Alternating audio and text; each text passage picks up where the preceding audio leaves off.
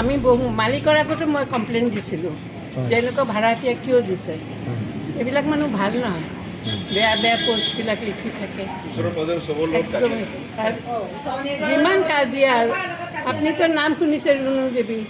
ৰুণু দেৱীৰ লগত বহুত যথেষ্ট কাজিয়া কৰিছে।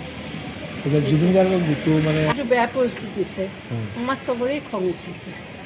যদিও পাৰ্চনেলি জুবিন গাৰ্গক মই নাজানো, তথাপি তেওঁ যেতিয়া ঢুকাইছে এনেকুৱা লাগিছে যেন আমাৰ ঘৰৰ মানুহে ঢুকাইছে, সেইকাৰণে বেছি বেয়া লাগিছে।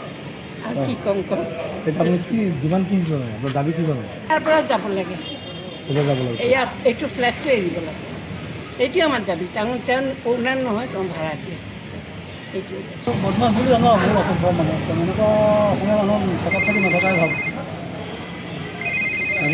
যিমানটো দাবী কি হ'ব? নাই নাই তাক এৰেষ্ট কৰিব লাগে, এৰেষ্ট কৰি দিয়ক, এৰেষ্ট কৰি দিয়ক মানে যিমান পাৰে যিমান প্ৰচেছন